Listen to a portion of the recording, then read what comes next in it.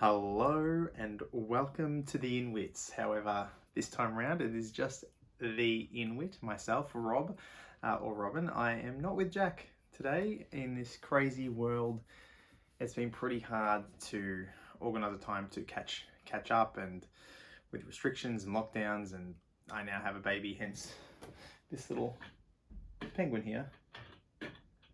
Not really a baby, he's 1 year old. He's a 1 year old boy now. But this penguin's gonna be my mascot while I do this. Anyway, as penguin's sitting there, all nice and cool. Yeah, it's been really hard to organise a bunch of stuff. But anyway, I have missed chatting about Survivor, and I've been wanting to chat about Survivor. So instead, I thought I'm just gonna do it anyway. I don't know how this is gonna work.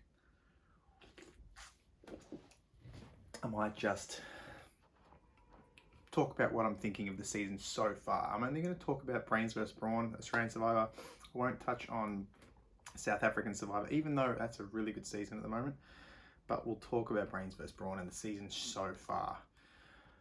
Obviously, a lot's happened. We're halfway through, so we won't go over everything, but just a couple of things that I think we would have talked about, Jack and I would have talked about, especially Jack, because when you think about George, he's received quite a lot of flack online since he's started the game.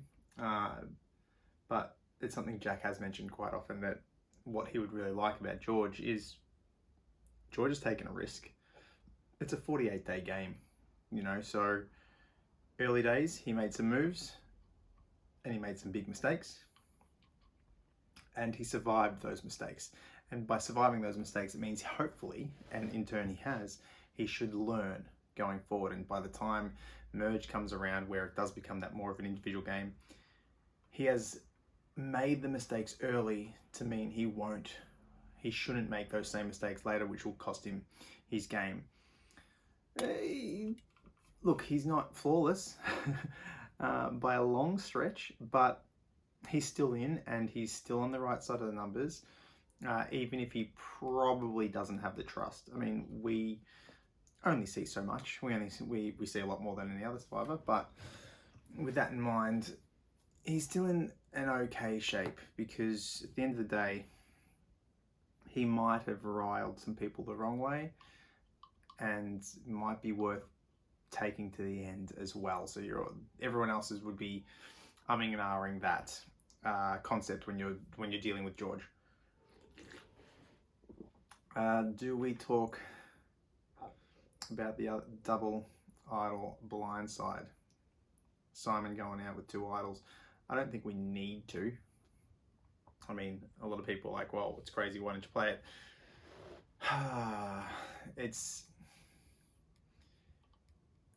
It's more about, like, and we saw it with James in Survivor China, and you see it with anyone who gets just 1 idol, let alone 2.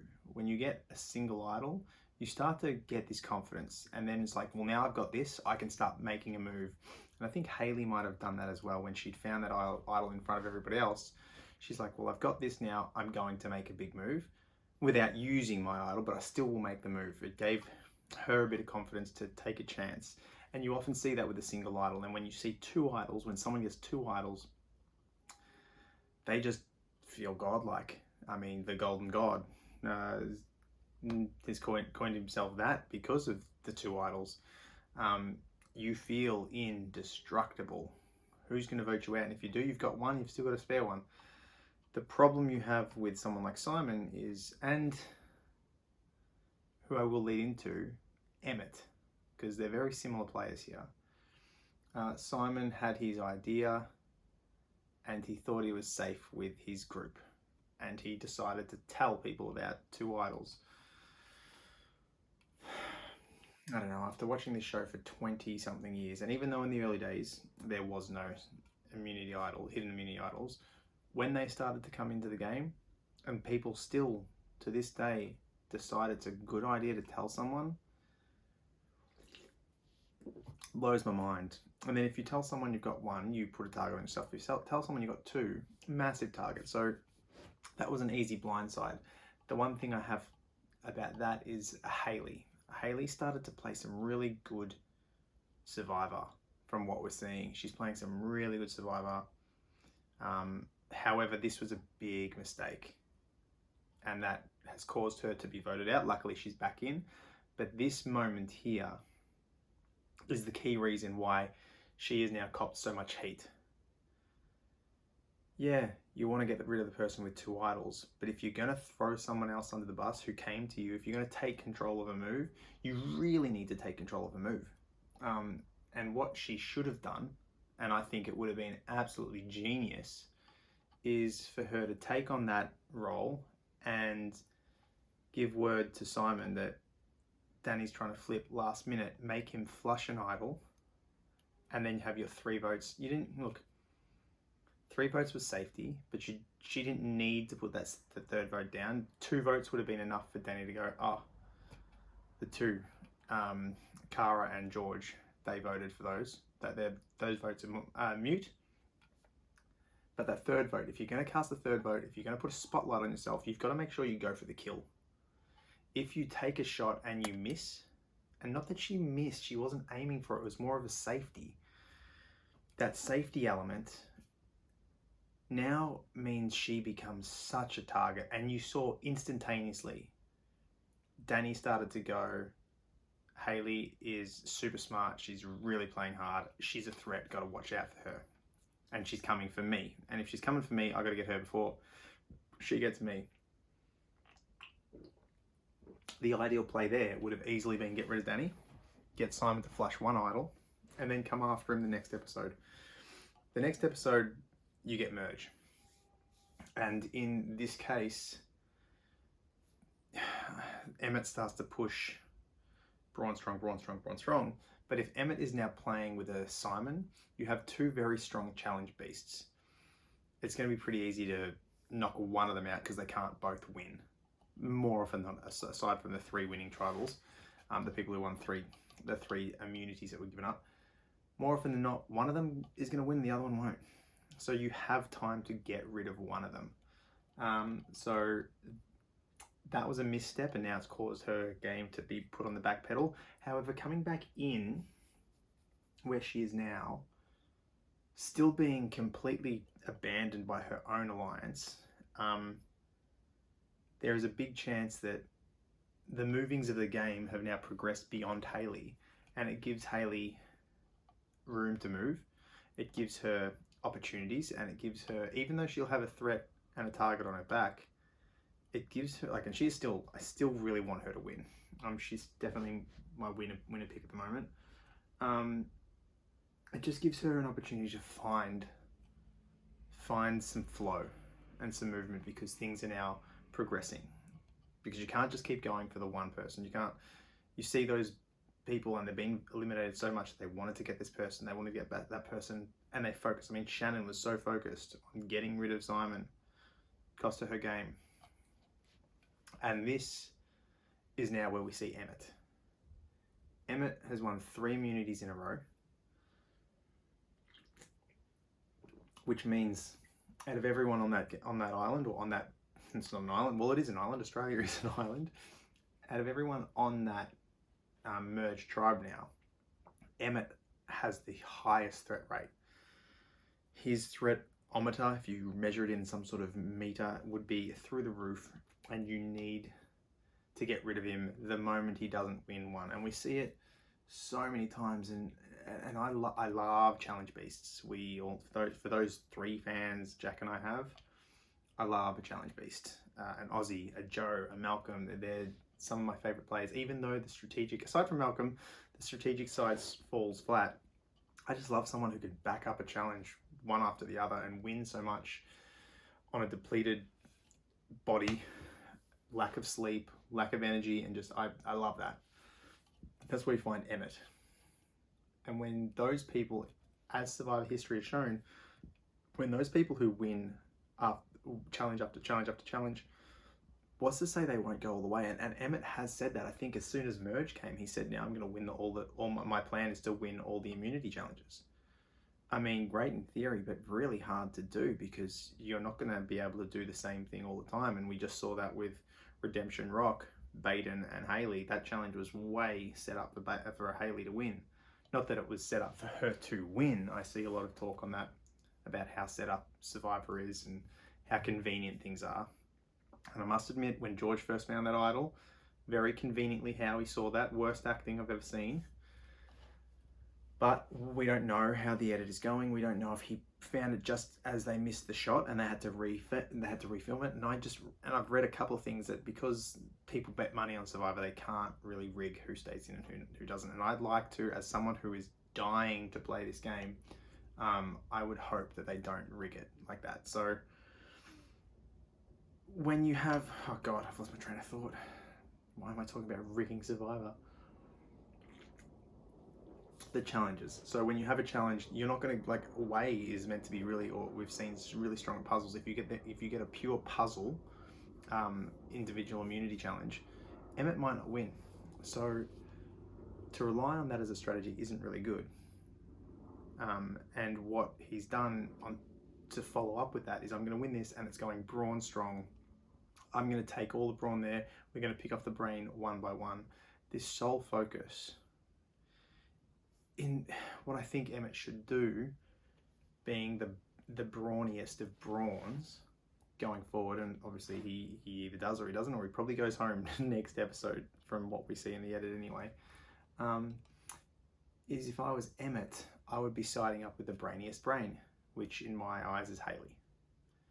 And if you two form a pretty solid alliance, like Hayley's threats through the roof, Emmett's threats through the roof, form a power couple there, look after each other, and no one knows about it, it gives you some hope, and start to pick off the people who are coming for you. And you got to know, you have to understand, and it's just Survivor 101, that everybody is coming for you sooner or later. There can only be one winner. So this nonsense that we're seeing across a lot of Australian Survivor, I mean, we're still in our infancy, about that tribe mentality after merge, I mean, that's a game killer. It's the ones that can find fluidity to their game that are going to progress further. So I think his days are numbered. What I would have done if I was Emmett, and what, I mean, Andrew might be doing, because I don't know. I've read stuff that Andrew actually, this is a side note, Andrew comes into the game as a survival expert, not survivor, but a survival expert. Apparently he made fire on day one, but we didn't see it. We only saw it a little bit later. And then you go into a fire making challenge that is his bread and butter. He's either having us on and he's playing down his skills, yet everyone knows he's a survival specialist. It's like when those people come in and I'm a poker player, but I don't want anyone to know I'm a poker player. Come in as a survival expert, but don't let anyone know you're a survival expert. But the fact that they know he's a survival expert, you've either got to be throwing the challenge or just not very good at your job. That three-way fire making competition, which mad props to Dani. Dani just smashed it out of the water, because I love when you see someone who just thinks differently. Everyone makes the same fire. I've got to get it, now I've got to build it, I've got to build it. Consistent, strong fire that's going to last for an hour. Dani just went all in. All the husk, bang, let's build this. You're only breaking a thin bit of rope. I love that. What a win. But for Andrew to not do that, he's either really not as good as he says he is at his job, or he's playing it down. And that's what Emmett probably should have done. And for those of you who watch, for the few of you that watch Jack and I talk often, we do say that if you do have really strong challenge skills, don't win.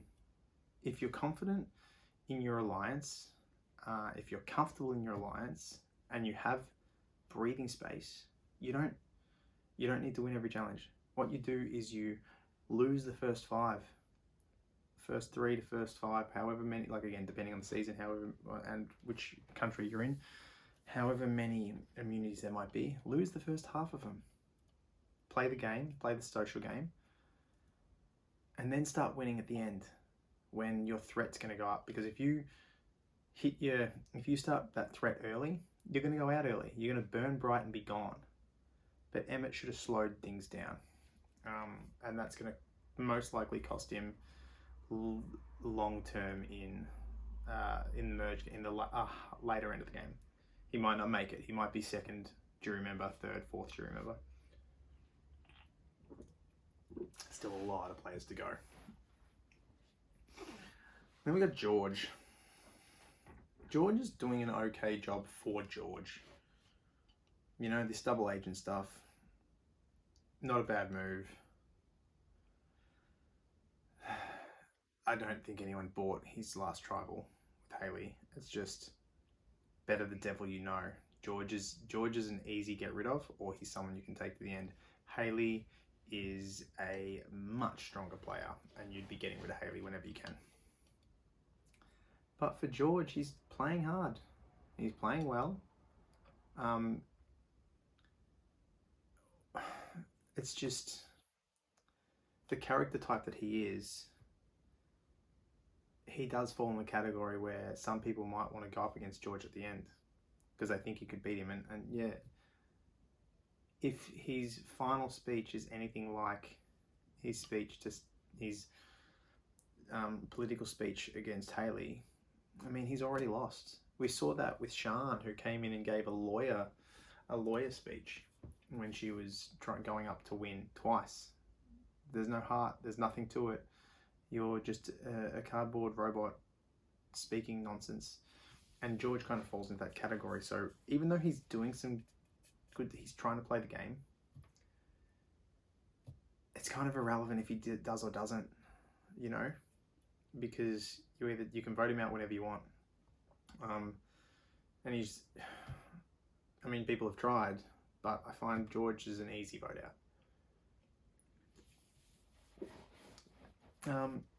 Where I want to see things go is I'd like Andrew to kind of do something. I'm still confused as to why Andrew was so upset that Hayley threw them under the bus.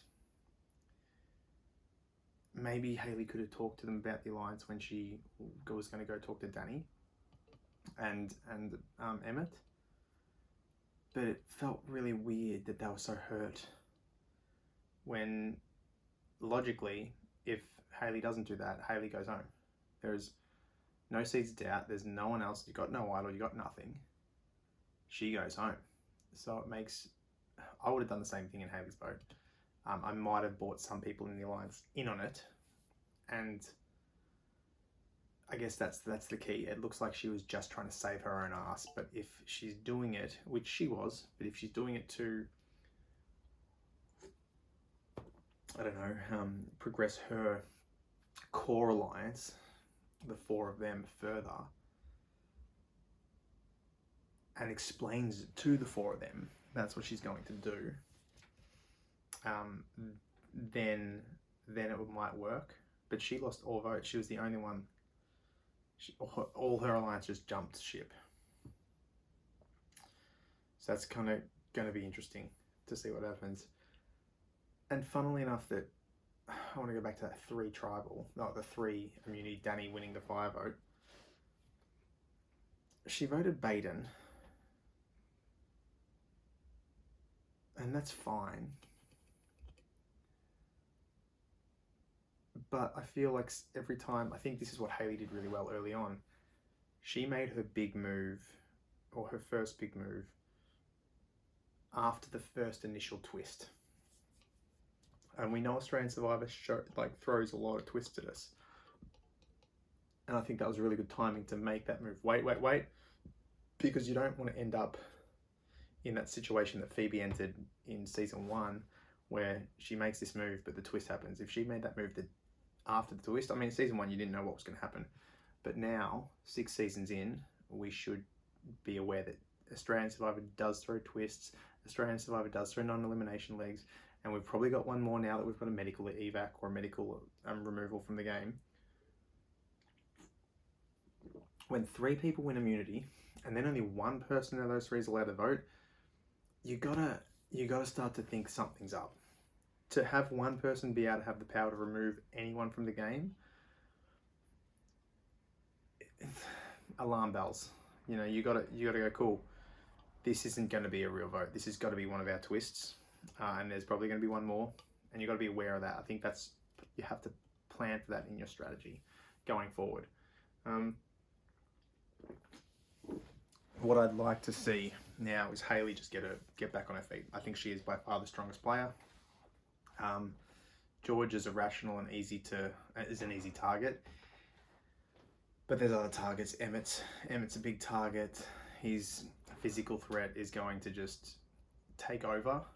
And funnily enough, that physical threat always overrides the strategic threat every single day, because the physical threat can kind of cruise to the end. They might not win in the case of Aussie against Yule,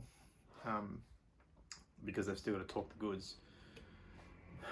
But even though no physical threat, Tony did just win, but more often than, but he's very strategic. But no hardcore physical threats ever win the game. They get to the end, but they won't win. So it's interesting that his threat meter will be above Hayley's as she's come back in, and you voted her out. Easy to get out. She's on the back book. She's got no allies. So when no one wants to work with her, you can kind of discard it to the side. So she'll kind of be, as much as they don't want to work with her, she'll almost be expendable whenever they want, which is going to be their downfall, I would assume, because that's where I think I would love to see Hayley just come on in as the underdog now, get to the end and win it. I doubt that'll happen, but that would be my ideal scenario. Anyway, I think I might wrap this up. It's hard to do an episode of this without bouncing off Jack. I will try and get Jack to call me back. Jack, if you watch this, call me back. Let's do this. Let's Survivor chat again. Anyway, I may or may not be back next week with another breakdown. I'd like to try and do them more often, but my schedule's a little bit busy, and we'll see what happens. Otherwise, thanks for tuning in. Thanks for watching, and the lonely Inwit, will see you next time.